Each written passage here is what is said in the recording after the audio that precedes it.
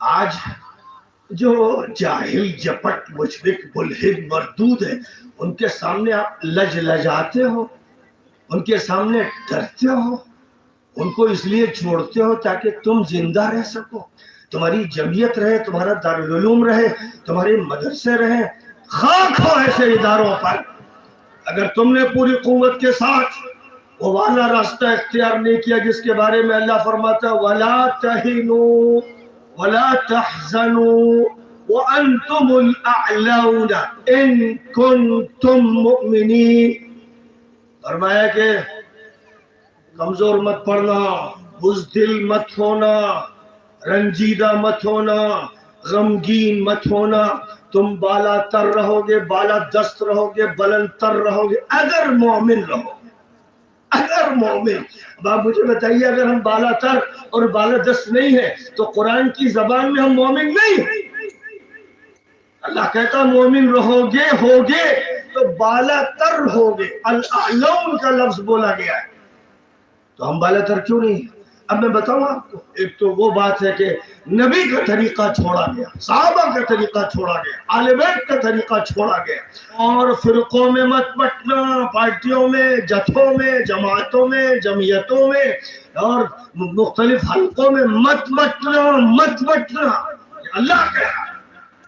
اور آپ کا گاؤں بٹا ہوا ہے، آپ کا قبیلہ بٹا ہوا ہے، آپ کی جماعت بٹی ہوئی ہے، تو پھر طے ہے، خدا کی قسم کو اللہ کی طرف سے طے ہے کہ سوائے نامرادی اور ذلت کے کچھ نہیں ملے گا۔ مزید اس کے اندر کسی بھی جماعت یا کسی بھی ادارے پر ذرہ برابر بھی کوئی تنقید کرنا یہ ہمارے پروگرام کے موضوع کے خلاف ہے، اور ہم بہت ہی ادب کے ساتھ درخواست گزار ہیں کہ حضرت ہمارے جو ادارے ہیں دارالعلوم دیوبند یا جمعیت علماء ہند، ان کے تعلق سے جو باتیں کی گئی ہیں وہ ہمارے موضوع کے خلاف ہیں، اور ہم ان باتوں کا مکمل طریقے سے بائیکاٹ کرتے ہیں اور حضرت سے درخواست کرتے ہیں کہ اس طرح کی کسی بھی مجلس میں جمعیت علماء ہند یا دارالعلوم دیوبند کے تعلق سے کوئی بھی نازیبا یا تنقیدی تبصرہ نہ فرمائیں، بلکہ اس سے گریز فرمائیں۔ جمعیت علماء ہند اور دارالعلوم ہمارے دل کا ٹکڑا ہے اور ہمارے قلب و جگر ہے، احترام کرتے ہیں، اور قلبی اعتبار سے ہمارے قلبی جذبات ان اداروں سے جڑے ہوئے ہیں۔ اس لیے حضرت سے درخواست ہے کہ آئندہ اس کا خاص خیال رکھیے گا۔ دارالعلوم دیوبند اور جمعیت علماء ہند یہ ہمارے ادارے ہیں، ہم ان کے ساتھ ہیں، اور انہیں کے خیال سے 100% ہمیں اتفاق ہے۔ جو